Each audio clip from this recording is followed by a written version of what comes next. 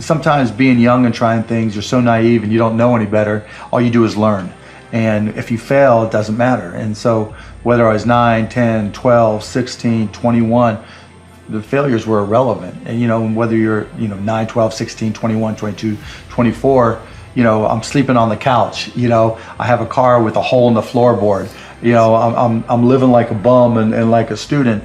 And so what did I have to lose? And so I think that influenced me as much as anything. So it was, my dad was like, go for it. Why not? What have you got to lose? You have to sleep on a different couch. So I think that was motivation. Type of person you are, kind of points to the things you're good at. Are you 12? You're not going to know. Are you 16? You're not going to know. If you're 18, maybe if you have a special talent, right? You can throw a baseball 100 miles an hour. You can sing and your voice is incredible. You're a concert pianist. You're a chess grandmaster. If you have a specific skill set or talent that just immediately propels you to the top, you want to follow that. Yeah. But I remember having a list. I still have it. When I graduated from college, or was getting ready to graduate, and all the different industries that I thought I might want to partake in. When you find something you're good at, go for it. I was never really into technology when I was a kid, but then as I got a job that used it, I found out I was good at it. And once I found out I was good at it, then it became a lot more fun. When you're good at something, it's almost always fun, right? And once it was fun, and I combined that with my business skills, then I saw, okay, I know how to make money at this stuff because I know how to sell. Now I know tech. That gives me something I love to do. And so, what I tell people, the key is find something you love to do and be great at it.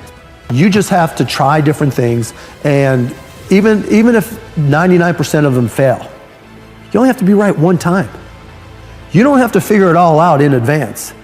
You can be wrong, you can pick the wrong career, you can pick the wrong job, you can pick the wrong spouse, you can pick the wrong whatever. But you get it right one time, you're set.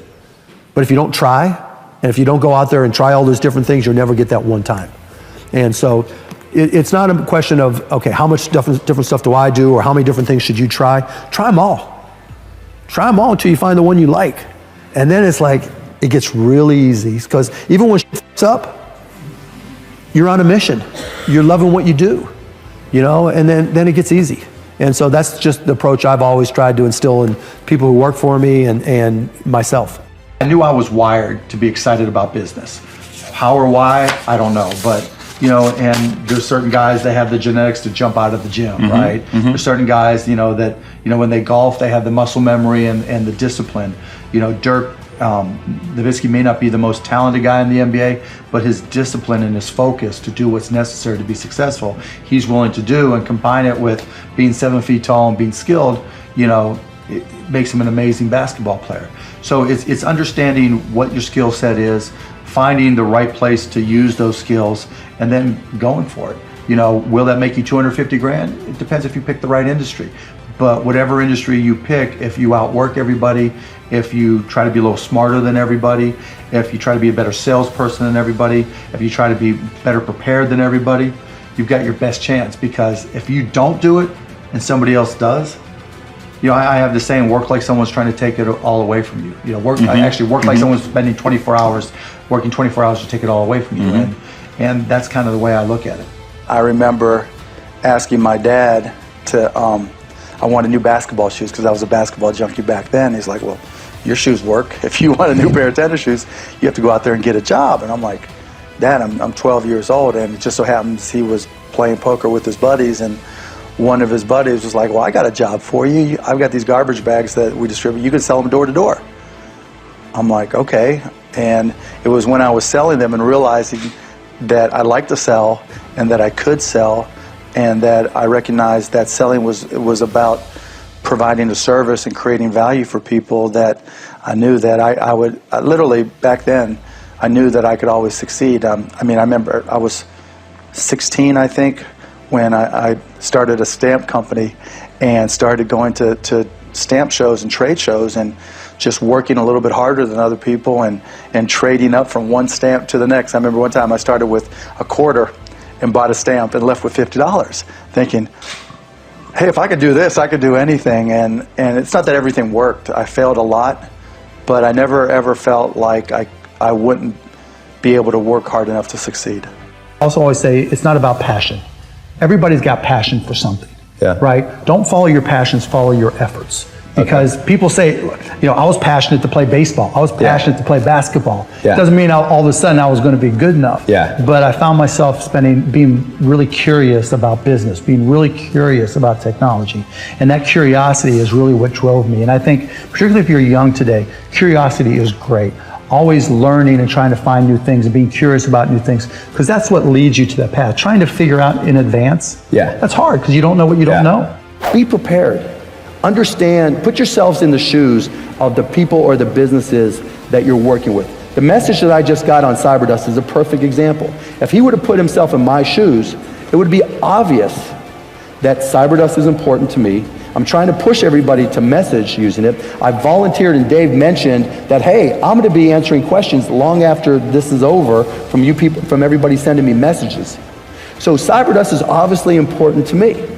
And so if you're able to do something that reflects something that's important to me, or whoever it is that you're working or trying to get a job with, or trying to get an internship with, or trying to get an investment from, if you can put yourself in their shoes and put yourself in context of what's important to them, your chances of being successful increase 99%, 1,000-fold, right? And one other point I'll leave with you, right? If you're working for somebody, the best way to be successful is by reducing the stress of those around you. It's not about you. I mean, it's always about me, but that's a different point. But it's not about you. It's about the people around you. If you're reducing the stress of the people around you, those people start to gravitate towards you. They want to work with you because you make going to work easier, more pleasant. You help them accomplish their goals. You help put them in a position to succeed by reducing their stress. Shark Tank, I do the show not because they're great investments, but I do the show because it sends the message to kids 8 to 80 that the American dream is alive and well. You can watch the show and come to realize that somebody out of Iowa or, the middle of nowhere in Texas can start a company and, turn it into something special. And I think, so many families watch the show together that it's just, particularly in this day and age when so many people are saying what's wrong with this and what's wrong with that and what's wrong with America, it just really reinforces that, somebody with an idea who's willing to, go beyond just an idea to a company phase and really work, something special can happen. And just reinforcing that is really important to me. What makes it work is like everybody's got ideas, right? And most people just think, oh, it's my idea and I don't have this, right? The people that get it done, they don't look at the obstacles, they look at the opportunities. Instead of coming up and say, oh, wish I had a connection, wish I had money, wish I had this.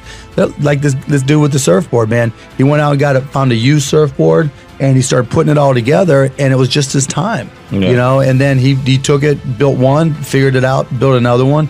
And then it's the same thing with some of the other, pretty much all the other companies where, rather than finding the excuses why they can't do it, they find the reasons to make it work and then they just bust their ass and good things happen.